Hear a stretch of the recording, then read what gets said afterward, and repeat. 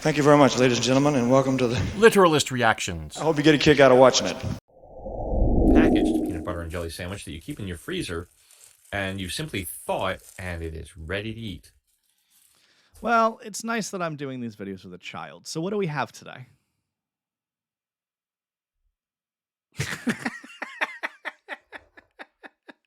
Uncrustables. I'll tell you what I have. Crack me up. I have the Marlboro cigarettes Cook Like a Man cookbook. You know what's nice about being a smoker and then having a cookbook? It's that a lot of your taste buds are burned off and destroyed And anyway. You can't taste if you screwed it up, right? Yeah, it's it's probably fine. Dave, say hello to the fellow humans. Hello. Hello, fellow humans. And I Dave, too am human. let's say you're at a cocktail party, Dave. Go on. I'm not sure I've ever been to a cocktail party, come to think of it. I think you are a cocktail party, Dave. Well, when I think of cocktail party, I think of like James Bond in a tuxedo, and I don't. Okay. I've worn a tuxedo like a handful of times, and all of them were rented for weddings. So, Not well. Cocktail parties are boring anyway. So let's say you're at a cocktail party, and someone tells you your friend is showing more than her fair share of aqueous humor. What should you do? What should you do next? She's making too many water jokes. Here are your choices. Congratulate her on her sparkling wit. Tell her to chew with her mouth closed. Chastise her for being insulting, or take her to the emergency room. Oh, it's a medical question. It's a medical question. I thought Dave. you were making a joke about aqueous No. humor. I was like, water jokes.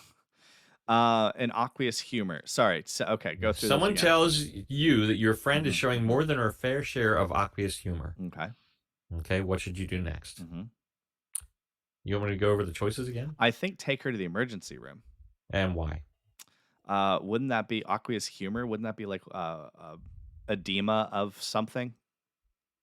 I don't know what edema means, Dave, but you are correct. You would take her to the emergency room because aqueous humor is the fluid in her eyeball. And I guess if bodily fluids start leaking out of her eyeball, you might want to take her to the emergency room. I feel like in general, if body fluids are leaking out of you, either you're working out and it's sweat, so stop that, or you should probably see someone about it. Yeah, no doubt about it.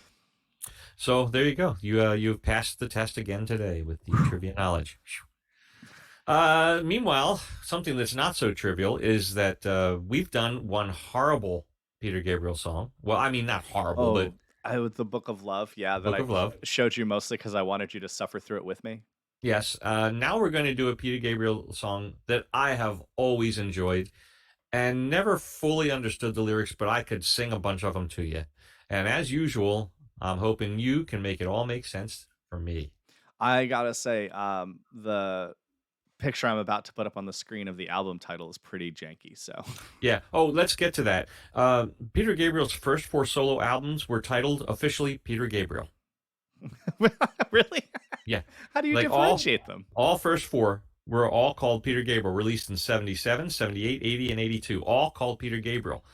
In America, we put our foot down. Our record company said, Peter, you can't do that. It confuses people. You got to put a title to, and Peter wouldn't allow them to print it on the sleeve, but he did finally acquiesce and allow them to put it on the plastic outer wrap. So the first album is called Car. The second album is called Scratch. The third one is called Melt. That's what you're looking at right there. Melting faces, yeah. And the fourth one is called Security. So obviously each of those titles has to do with the visual product, with what it looks like on the outside. So this is from the 1980 album Melt. All right, here we go. Oh, I'm gonna turn that up. Yeah, live. Unfortunately, no lyrics on screen, Dave, so pay attention.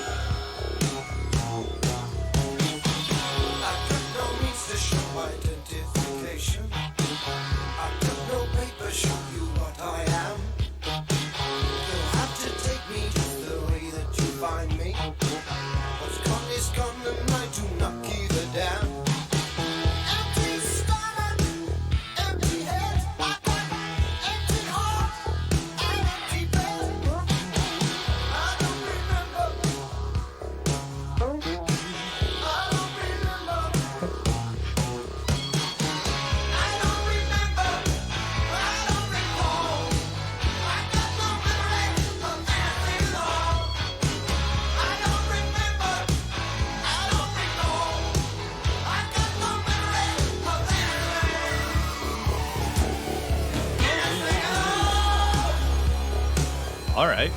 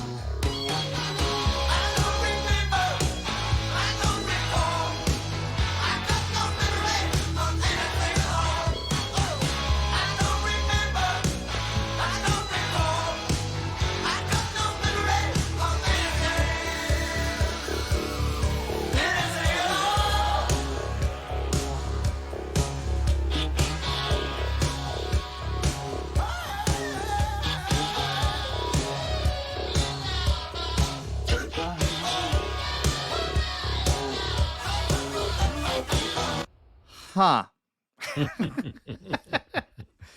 All right. I have two theories thus far.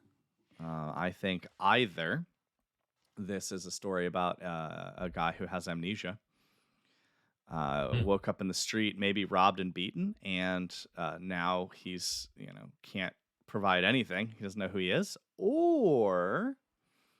This or this is an instructional song about how to answer cops when they ask you questions. I can't remember. I don't recall. No, I don't have any papers. I don't have anything. I can't remember. Don't recall. I don't know anything. Okay. Yeah, those are my two whack-a-mamie theories. Okay. Well, continue. Maybe it'll clarify.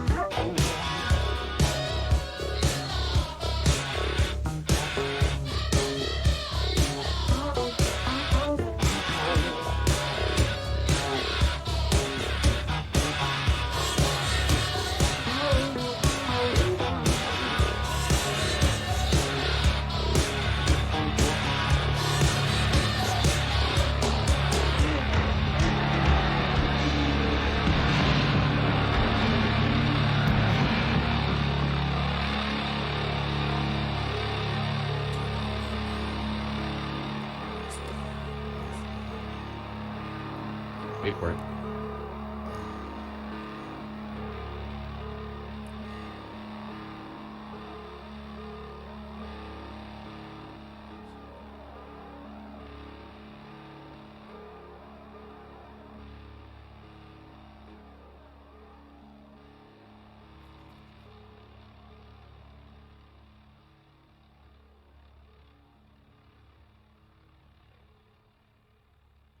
Super long fade?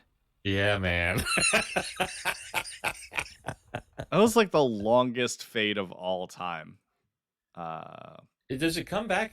Are you still playing? Or did you hit No, pause? no, I hit pause. There's Yeah, another but- 4 seconds. See if it roll it. No. Okay. No, that it is over. All righty. All right. That was fascinating to say the least. Boy, lyrically, there's not a ton of them because it was so repetitive. It was. It was. I kind of just stick with my first two theories a little bit. I pulled up the lyrics here just to stare at them. Mhm. I think that. Mm. All right, here's my theory, John. I think that this song is about homelessness. Okay. I think that this song is about someone who is unfortunately sleeping on the streets. They have no papers, they have no means to show identification, and they don't care because they shouldn't have to. Like, the life is very hard, and I think it's ridiculous that anyone would make it harder. Empty stomach, empty heart, empty bed. They don't remember how they got there oftentimes, whether it be to drugs or life situations or just a lot that's going on. Um, I don't quite know how the strange is your language and I have no decoder would get in there, although um, that really could easily be that cops walk up to people speaking in, law language sometimes. It's like, just talk to people like a human, man. It'll probably go better for you. With eyes to the sun and your mouth to the soda, saying, "Tell me the truth, you got nothing to fear." That sounds exactly like a cop. Like, think about it. That's Yeah. that phrase right there sounds to me like a police officer who does not care about the person that they're approaching. They're just sipping on a soda. They're not even looking at you. They're just looking around.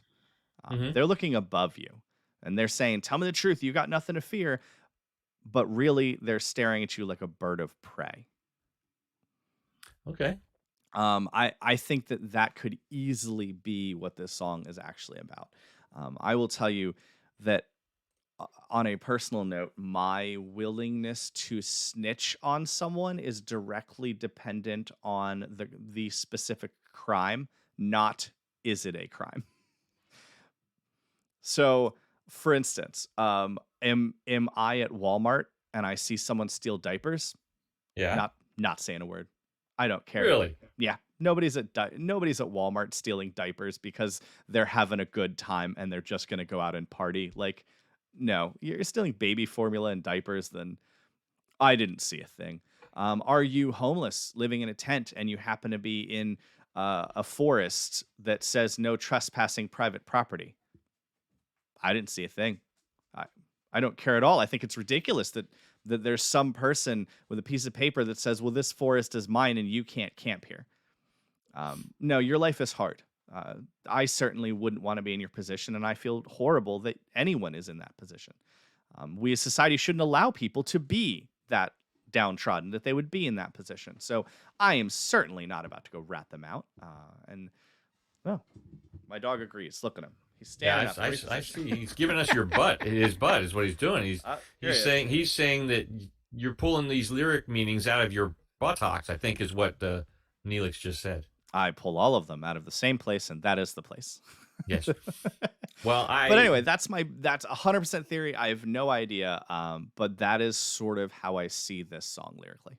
Okay. I don't know how you got there, but as I listened more carefully to the lyrics and pulled them up and read through them, I get more of a foreign refugee kind of a situation out of it. I got no papers, I got no identification. I don't know your language, and I have no way to decode what you're saying to me. I see that as more of a foreign national trying to get into the country, perhaps without, or maybe with trying to do a legal way and can't. I don't know. That's what I Actually, get out John, of it. I think that your theory and my theory is the correct answer when put together. Aha. I think Okay. that it is a poor refugee that Mm. doesn't have has an empty bed and an empty stomach and can't understand what the officer is trying to say, let alone give them an actual answer. But the thing that doesn't work with that, the lyrics part, but the I don't remember, I don't recall, I don't remember anything at all. That doesn't really work with it. So that made me dig further, a little bit further. And here's what I find is that it doesn't look like Peter Gabriel has done too much talking about the true meaning of this song.